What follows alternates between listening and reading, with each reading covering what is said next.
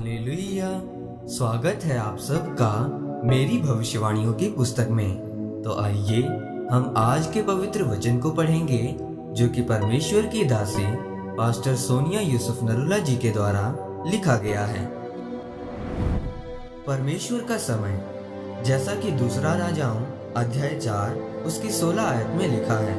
तब उसने कहा, बसंत ऋतु में दिन पूरे होने पर तू एक बेटा छाती से लगाएगी। स्त्री ने कहा, हे मेरे प्रभु, हे मेरे परमेश्वर के भक्त, ऐसा नहीं, अपनी दासी को धोखा ना दे। मेरे प्रियो, बाइबल में लिखा है कि जब एलीशा उस शुनेम वासी धनी औरत से मिला, तब उस औरत ने अपने पति से कहा, हम परमेश्वर के दास के लिए एक कमरा बनाएं। जब उन्होंने एलीशा के लिए वो कमरा बनाया था, तो उस समय उस औरत के पास कोई बच्चा नहीं था।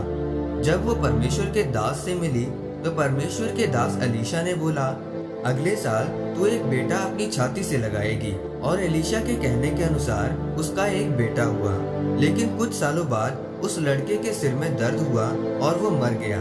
क्या आप जानते हैं कि पहले उस औरत का बेटा क्यों नहीं हुआ? क्योंकि परमेश्वर ये जानता था कि अगर मैं उसे बच्चा दे दूंगा और शैतान उसे मार देगा, तो कोई भी ऐसा जन धरती पर नहीं है जो उसके बेटे को जीवित कर सके। इसीलिए परमेश्वर ने जब अपने दास एलीशा को मसा दिया, तो उसके बाद परमेश्वर ने उस शुनेमिन स्त्री को बच्चा दिया और फिर परमेश्वर ने एलीशा के द्वारा ही उस बच्चे को जीवित किया। मेरे प्रियो, बाइबल में लिखा है कि धरती का एक नियम है कि ना तो परमेश्वर का आत्मा और ना ही शैतान का आत्मा अकेला काम करता है।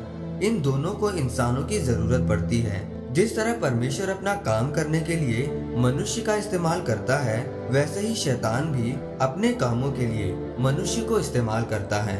जब परमेश्वर ने उस औरत को बच्चा नहीं दिया, तो वो परमेश्वर से पूछ सकती थी कि परमेश्वर, मेरा क्या कसूर है? मैं तो तुझसे प्रेम करने वाली औरत हूँ। लेकिन परमेश्वर चुप था, क्योंकि परमेश्वर जानता था कि अगर मैं इसको बच्चे की आशीष दे भी दूंगा, तो ये उस आशीष को संभाल कर नहीं रख पाएगी। परमेश्वर जानता था कि उसकी आशीष वापस चली जाएगी। इसीलिए जब एलीशा आया, तो तब परमेश्वर ने कहा कि अब समय आ गया है कि मैं इस औरत को बच्चा दूं, क्योंकि अब जब इसका बच्चा मरेगा, तो एलीशा फिर से उसे जीवित कर देगा, क्योंकि अब इसे मिलेगा भी और सुरक्षित भी रहेगा। मेरे प्रियो, जिस तरह उस औरत ने परमेश्वर के दास की सेवा की, उसी तरह आज हमें भी जरूरत है कि हम भी परमेश्वर के दासों की सेवा करें। जब हम उस शुनेम वासी औरत के बारे में देखें, तो उसके पास कोई भी बच्चा नहीं था, लेकिन फिर भी वो परमेश्वर के दास की सेवा करती थी और परमेश्वर के वचन को मानती थी।